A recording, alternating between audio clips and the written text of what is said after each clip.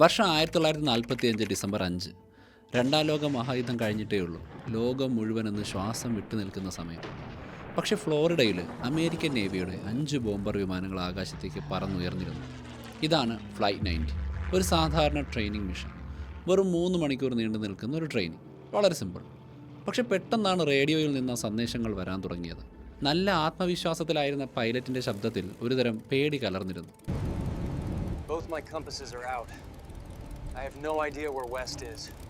ആ ഒരു ആശയക്കുഴപ്പം കൂടെ ഉണ്ടായിരുന്നവരിലേക്കും പടർന്നു. വിജനമായ ആ അറ്റ്ലാന്റിക് സമുദ്രത്തിൻ്റെ മുകളിൽ ഒരു കൂട്ടം ചെറുപ്പക്കാരുമായി 5 വിമാനങ്ങൾ ലക്ഷ്യമില്ലാതെ പറക്കുകയാണ്. അവസാനമായി കേട്ട സന്ദേശം നെഞ്ചിടിപ്പിക്കുന്ന ഒന്നായിരുന്നു.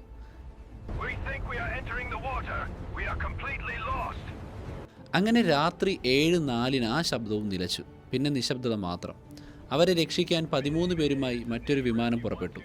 അത് തങ്ങളുടെ ലൊക്കേഷൻ റിപ്പോർട്ട് ചെയ്തു. പക്ഷേ അതും ആകാശത്ത് നിന്ന് അപ്രത്യക്ഷമായി. ഒരൊറ്റ രാത്രി കൊണ്ട് 6 വിമാനങ്ങളും 27 മനുഷ്യരും ഈ ഭൂമിയിൽ നിന്ന് ഇല്ലാണ്ടായി. വിമാന അവശിഷ്ടങ്ങളില്ല, സിഗ്നലുകളില്ല, ആരും രക്ഷപ്പെട്ടുമില്ല. പിറ്റേ ദിവസത്തെ പത്രങ്ങൾ വലിയ അക്ഷരത്തിൽ എഴുതി, ഒരു തുമ്പുമില്ലാതെ അപ്രത്യക്ഷമായി.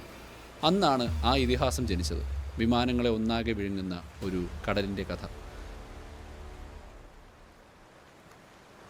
പക്ഷേ ഫ്ലൈറ്റ് 19 ആയിരുന്നോ ശരിക്കും ആദ്യത്തെ ഇര?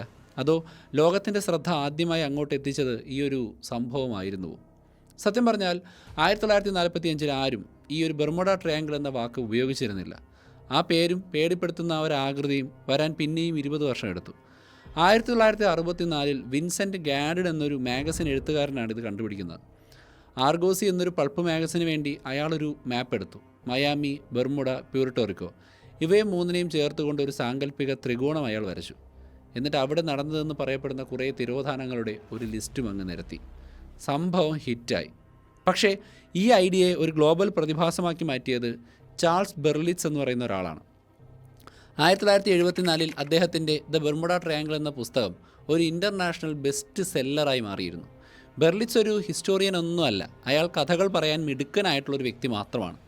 അയാൾ പകുതി സത്യങ്ങളും പിന്നെ കുറേ ഊഹാപോഹങ്ങളും കൂട്ടിച്ചേർത്തൊരു 1.5 കഥയുണ്ടാക്കി. കാണാതായ കപ്പലുകളെയും UFOകളെയും അറ്റ്ലാന്റിസ് എന്ന മായാനഗരത്തെയും ഒക്കെ അയാൾ ഇങ്ങനെ കൂട്ടിയിണക്കാൻ തുടങ്ങി. ഈ ഒരു എഴുത്തുകൾക്ക് മുമ്പ് അതൊരു സാധാരണ കപ്പൽ പാതയായിരുന്നു, തിരക്കുള്ള ഒരു സ്ഥലം. പക്ഷേ ഇതിനൊക്കെ ശേഷമോ അതൊരു പേടി സ്വപ്നമായി മാറി. പക്ഷേ ഇത്രയും ശക്തമായൊരു കഥ ഉണ്ടാക്കണമെങ്കിൽ ഒരു സംഭവം മാത്രം പോരാ, അല്ലേ? അതിനൊരു വലിയ ചരിത്രം വേണം. അവരുടെ ഈ മിത്ത് ഉണ്ടാക്കാൻ വേണ്ടി അവർ പൊടി തട്ടിയെടുത്ത പഴയ കേസുകൾ ഏതൊക്കെയായിരുന്നു എന്നറിയാമോ? ഫ്ലൈറ്റ് 90ക്കും എത്രയോ മുമ്പാണ് USS സൈക്ലോപ്സിൻ്റെ കഥ. 1918 മാർച്ചിൽ ഒരു ഫുട്ബോൾ ഗ്രൗണ്ടിനേക്കാൾ നീളമുള്ള 300-ലധികം ആളുകളുമായി വന്ന ഒരു പടുകൂറ്റൻ കപ്പൽ ബാൾട്ടിമോറിലേക്ക് പോകുന്ന വഴിയിൽ പെട്ടെന്ന് അപ്രത്യക്ഷമായി. കഥയെഴുത്തുകാർ പറയുന്നത് ശാന്തമായ കടലിൽ ഒരു അജ്ഞാത ശക്തി അതിനെ വിഴുങ്ങിയെടുത്തു എന്നാണ്. എന്നാൽ യഥാർത്ഥ രേഖകളിൽ പറയുന്നത് എന്താണെന്നറിയാമോ? ആ കപ്പലിന് പണ്ടേ ബാലൻസ് കുറവായിരുന്നു. അതിന് താങ്ങാവുന്നതിലും അധികം ഭാരം അതിനകത്തുണ്ടായിരുന്നു. ഒരു എഞ്ചിനാണെങ്കിൽ കേടുമായിരുന്നു. പോരാത്തതിന് അത് നേരെ ചെന്ന് കയറിയത് ഒരു ഭയങ്കര കൊടുങ്കാറ്റിലേക്കാണ്. നേവിയുടെ നിഗമനം അനുസരിച്ച് അതൊരു കടൽ രാക്ഷസനൊന്നും ആയിരുന്നില്ല, കപ്പലിൻ്റെ സ്ട്രക്ചറലായിട്ടുള്ള പ്രോബ്ലം ആയിരുന്നു. പക്ഷേ അതൊരു ബോറിംഗ് കഥയാണല്ലേ. മറ്റേത് നല്ല ത്രില്ലുള്ളൊരു കഥയായിരുന്നല്ലോ ആദ്യം പറഞ്ഞത്. പിന്നീടാണ് ആ ഒരു സഹോദര വിമാനങ്ങൾ വരുന്നത്, സ്റ്റാർ ടൈഗറും സ്റ്റാർ ഏരിയലും. 1948-49 കാലഘട്ടങ്ങളിൽ ഈ 2 ബ്രിട്ടീഷ് വിമാനങ്ങളും ഒരേ സ്ഥലത്ത് വെച്ച് അപ്രത്യക്ഷമായി. പത്രങ്ങൾ എഴുതിയത് ബെർമുഡ ട്രയാങ്കിൾ വീണ്ടും എന്നാണ്. എന്നാൽ അന്വേഷണത്തിൽ കണ്ടെത്തിയത് ആ വിമാനത്തിൻ്റെ ഹീറ്റിംഗ് സിസ്റ്റത്തിലെ ഒരു ഡിസൈൻ പ്രോബ്ലം ഉണ്ടായിരുന്നു എന്നും ഈ ഫ്യൂവൽ ലൈൻസിനടുത്തായിട്ടുണ്ടായിരുന്നത് കൊണ്ട് തന്നെ അത് പൊട്ടിത്തെറിക്കാൻ കാരണമാകാനുള്ള സാധ്യത ഉണ്ട് എന്നുമാണ്. ഇനി 1963 39 പേരുമായിട്ട് കാണാതായ മറൈൻ സൾഫർ ക്യൂൻ എന്ന ടാങ്കറോ? അതൊരു പെർഫെക്റ്റ് ട്രയാങ്കിൾ സ്റ്റോറിയാണ്. പക്ഷേ കോസ്റ്റ് ഗാർഡ് റിപ്പോർട്ട് പറയുന്ന മറ്റൊരു കാര്യമാണ്, ആ കപ്പൽ ഏത് നിമിഷവും തകരാറിലാകാവുന്ന ഒരവസ്ഥയിൽ സ്ട്രക്ചറലി വീക്കായിരുന്നു. കടലിൽ പോകാൻ യോഗ്യമല്ലാതെന്ന് പറഞ്ഞിരുന്നു. പോരാത്തതിന് അതിവേഗം കത്തുന്ന വാതകങ്ങൾ ഉണ്ടാക്കുന്ന ഒരു ചരക്കും അതിനകത്തുണ്ടായിരുന്നു. സോ ഓരോ കേസ് എടുത്ത് നോക്കിയാലും സത്യം ഒന്നാണ്. ഒന്നുകിൽ കാലാവസ്ഥ, അല്ലെങ്കിൽ മനുഷ്യൻ്റെ പിഴവ്, അതുമല്ലെങ്കിൽ യന്ത്ര തകരാറ്. പക്ഷേ ഈ വിവരങ്ങളൊന്നും ആ പേടിപ്പെടുത്തുന്ന പുസ്തകങ്ങളിൽ ഉണ്ടായിരുന്നില്ല. കാരണം സത്യം പറഞ്ഞ് ലാഭമുള്ളൊരു കച്ചവടം നശിപ്പിക്കാൻ ആരും തയ്യാറാവില്ലല്ലോ. അപ്പോൾ ഇത് ഏലിയൻസോ അറ്റ്ലാന്റിസിലെ ക്രിസ്റ്റലുകളോ അല്ലെങ്കിൽ പിന്നെ എന്താണ് ഈ ഒരു കടലിലെ യഥാർത്ഥ ശക്തിയെന്ന് നിങ്ങൾ ചിന്തിച്ചിട്ടുണ്ടോ? ഈ കഥകളൊക്കെ മാറ്റി വെച്ചിട്ട് നമുക്കൊരു കാര്യം നോക്കാം, ബെർമുഡ ട്രയാങ്കിളിൻ്റെ യഥാർത്ഥ സത്യം. ഒന്നാമത്തെ കാര്യം, ഇതൊരു വലിയ ഏരിയയാണ് എന്നുള്ളതാണ്. ലോകത്തിലെ ഏറ്റവും തിരക്കേറിയ കപ്പൽ വിമാന പാതകളിലൊന്നാണ് ഇവിടം. കൂടുതൽ വണ്ടികൾ ഓടുന്ന റോഡിൽ കൂടുതൽ അപകടങ്ങൾ ഉണ്ടാവുകയും റിപ്പോർട്ട് ചെയ്യുകയും ചെയ്യും. വളരെ സിമ്പിൾ. ആക്സിഡൻറ്റ് കൊണ്ട് മാത്രമല്ല, താരതമ്യേന ഡെൻസിറ്റി പെർസെൻറ്റേജ് കൂടുതലായിരിക്കുമല്ലോ. രണ്ടാമത്തെ പോയിൻ്റ് കാലാവസ്ഥയാണ്. ഈ ഒരു ഏരിയ എന്ന് പറയുന്നത് ഹ്യൂരിക്കെയിൻ അലി എന്നറിയപ്പെടുന്നൊരു പ്രദേശമാണ്. അതായത് ചുഴലിക്കാറ്റുകളുടെ ഫാക്ടറി എന്നറിയപ്പെടുന്ന രീതിയിൽ പ്രത്യേക ടൈപ്പ് കൊടുങ്കാറ്റുകൾ മിനിറ്റുകൾക്കുള്ളിൽ രൂപം കൊണ്ട് അവിടെയുള്ള എന്തിനേയും തകർത്തെറിയുന്ന ഭീകരമായൊരവസ്ഥ. അപ്പോൾ ഇവിടെ ചെറിയ വിമാനമോ ബോട്ടോ ഒക്കെ വന്നു കഴിഞ്ഞാൽ അത് തകരുമെന്നുള്ളത് ഇത്തരം സാഹചര്യങ്ങളിൽ ഉറപ്പാണ്. കുറച്ച് വലുതൊക്കെ ആണെങ്കിൽ ആടി ഉലയും, പിന്നെ ചില സാഹചര്യങ്ങളിൽ എടുത്തു മറിക്കാനും അതും മതി. മൂന്നാമത്തേത് കടൽ തന്നെയാണ്. ഈ ഗൾഫ് സ്ട്രീം എന്ന് പറയുന്ന ഒരു അവസ്ഥയെക്കുറിച്ച് നമ്മൾ മുമ്പ് പറഞ്ഞിട്ടുണ്ട്. ഇതൊരു പ്രത്യേകതരം ഒഴുക്കാണ്, കടലിൻ്റെ അടിയിലൂടെ ഒഴുകുന്ന പുഴ പോലെ. അതുകൊണ്ട് തന്നെ ഒരു അപകടം നടന്നാൽ അതിൻ്റെ അവശിഷ്ടങ്ങളെ മണിക്കൂറുകൾക്കുള്ളിൽ തന്നെ 100 കണക്കിന് മൈലുകൾ ദൂരേക്ക് കൊണ്ടുപോകാൻ ഈ ഗൾഫ് സ്ട്രീം, അതായത് കടലിനടിയിലുള്ള പർട്ടിക്കുലർ വെള്ളത്തിൻ്റെ ഒഴുക്കിന് സാധിക്കും. അതുകൊണ്ട് തന്നെ തിരച്ചിൽ ഏറെക്കുറെ അസാധ്യമാണ്. പിന്നെ മാത്രമല്ല, ഈ ഭാഗത്തെ അടിൽത്തട്ടെന്ന് പറയുന്നത് വളരെ അതിശയകരമാണ്. കുറച്ച് ദൂരം ആഴം കുറഞ്ഞ സ്ഥലമായിരിക്കും. പെട്ടെന്ന് ചെങ്കുത്തായ ഒരു കൊക്ക പോലെ ലോകത്തിലെ ഏറ്റവും ആഴമുള്ള കിടങ്ങുകളിലൊന്നായ പ്യൂരിട്ടോറിക്കോ ട്രെഞ്ചിലേക്ക് കൂപ്പുകുത്തും. അതുകൊണ്ട് തന്നെ ഒരു കപ്പലൊക്കെ മുങ്ങിപ്പോയി കഴിഞ്ഞാൽ ഏകദേശം കുറച്ച് സമയം കൊണ്ട് തന്നെ കിലോമീറ്റർ കണക്കിന് ആഴത്തേക്ക് പോയി ഇത്തരം കപ്പലുകൾ അപ്രത്യക്ഷമാകാനുള്ള സാധ്യതയുണ്ട്. ഇനി കറങ്ങുന്ന കോമ്പസുകളുടെ കാര്യമോ, ലോകത്ത് എല്ലായിടത്തും നമ്മൾ വിചാരിക്കുന്ന പോലെ കോമ്പസ് പെർഫെക്റ്റ് ആയിട്ട് പ്രവർത്തിക്കണമെന്നില്ല.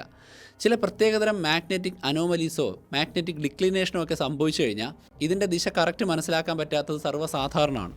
ലോകത്ത് പല സ്ഥലങ്ങളിലും ഇതുപോലെ കോമ്പസുകൾ തെറ്റായ രീതിയിൽ പ്രവർത്തിക്കുന്നു എന്ന് റിപ്പോർട്ട് ചെയ്തിട്ടുണ്ട്.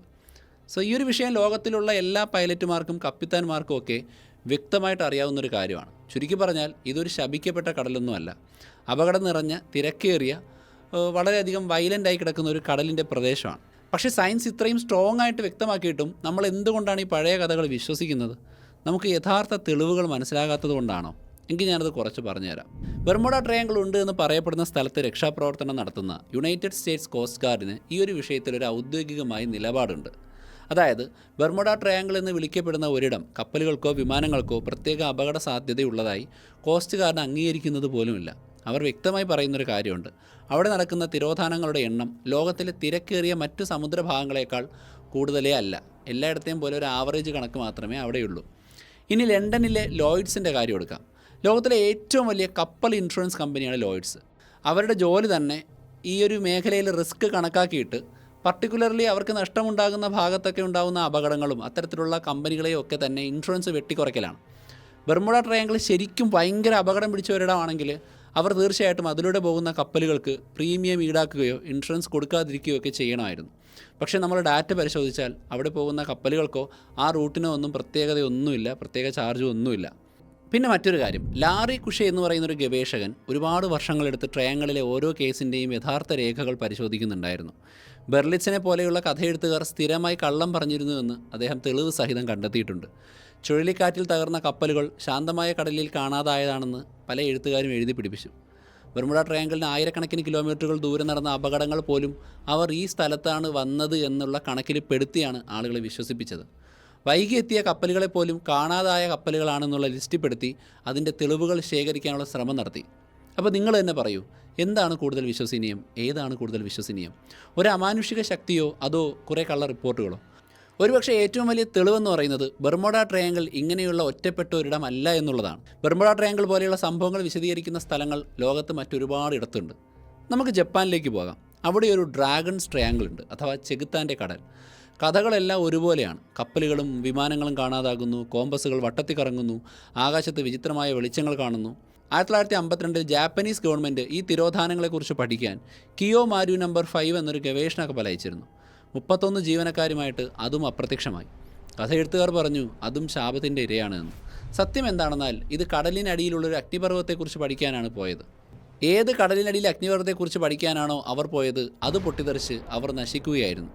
ഇനി അമേരിക്കയിൽ തന്നെയുണ്ട് മറ്റൊന്ന്, മിഷിഗൺ ട്രയാങ്കിൾ.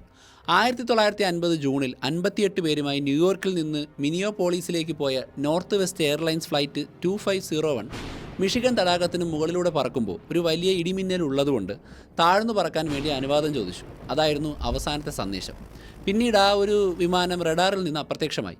വലിയ തിരച്ചിൽ നടത്തിയിട്ടൊന്നും അതിനെ കണ്ടെത്താൻ കഴിഞ്ഞില്ല. അതിനുശേഷം ഏതാനും ചില മനുഷ്യാവശിഷ്ടങ്ങളും വിമാനത്തിൻ്റെ ചെറിയ ചെറിയ കഷ്ണങ്ങളും മാത്രമേ തിരിച്ചു കിട്ടിയിട്ടുള്ളൂ. പ്രധാന ഭാഗങ്ങൾ ഇന്ന് വരെ കണ്ടെത്തിയിട്ടില്ല. സോ ഇതിനൊരു ഫോർമുലയുണ്ട്.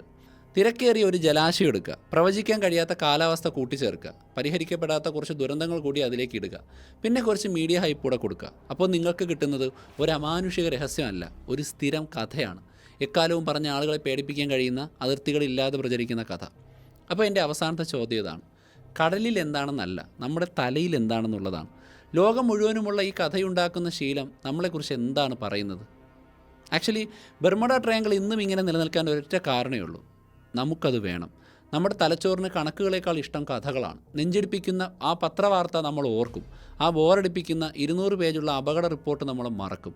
ലോകം മുഴുവൻ മാപ്പ് ചെയ്ത് അളന്ന് വിശദീകരിച്ച ഇക്കാലത്ത് ഇവിടെ ഭീകരജീവികളുണ്ടെന്ന് എഴുതി വെച്ച പഴയ ഭൂപടങ്ങളിലെ അവസാനത്തെ ഒരിടങ്ങളിലൊന്നാണ് ബർമുഡ ട്രയാങ്കിൾ. നമ്മുടെ ഭാവനയ്ക്ക് പറന്നു നടക്കാൻ പറ്റുന്ന ഒരു സ്ഥലം. ഈ ഇതിഹാസം ഭൗതികശാസ്ത്രത്തെക്കുറിച്ചോ സമുദ്രശാസ്ത്രത്തെക്കുറിച്ചോ അല്ല, അത് മനഃശാസ്ത്രത്തെക്കുറിച്ച് പറയുന്ന ഒരു സംഭവമാണ്. ലോകം കുറച്ചുകൂടി നിഗൂഢവും കുറച്ചുകൂടി അപകടം നിറഞ്ഞതും നമുക്ക് മനസ്സിലാക്കാൻ പറ്റാത്തതുമായിരിക്കണം എന്ന നമ്മുടെ എല്ലാവരുടെയും ഉള്ളിലുള്ള ഒരാഗ്രഹത്തെക്കുറിച്ചാണ് ഇതൊക്കെ സൂചിപ്പിക്കുന്നത്. നമ്മൾ ഏലിയൻസിനെ കുറിച്ചും ദൈവങ്ങളെക്കുറിച്ചുമൊക്കെ പറയുന്ന പോലെ. അപ്പോൾ ഈ ഒരു സ്ഥലം യഥാർത്ഥത്തിലുള്ളതല്ല, പക്ഷേ നമ്മൾ പറയുന്ന ഒരു കഥ എന്നുള്ള രീതിയിൽ എടുത്തു കഴിഞ്ഞാൽ അത് സത്യമാണ്. കടലിൻ്റെ ഒരു രഹസ്യമൊന്നുമല്ല, അത് മനസ്സിൻ്റെ രഹസ്യമാണ്. ഒരുപക്ഷെ അതാണ് ഇവിടുത്തെ യഥാർത്ഥ പാഠം. ഇത് കപ്പലുകളെ എന്തിനു മുക്കുന്നു എന്നതിനെക്കുറിച്ചല്ല, കെട്ടുകഥകൾ എങ്ങനെ പൊങ്ങിക്കിടക്കുന്നു എന്നതിനെക്കുറിച്ചുള്ളതാണ്. ഇത്രയും കാലം തെറ്റാണെന്ന് തെളിയിക്കപ്പെട്ടിട്ടും ഈ ഒരു പഴയ കഥയ്ക്ക് പിടിച്ചു നിൽക്കാൻ കഴിയുന്നുണ്ട് എങ്കിൽ എൻ്റെ വീഡിയോ കണ്ട പലരും ഭാവിയിലും ഇത് വിശ്വസിക്കാൻ സാധ്യതയുണ്ട്.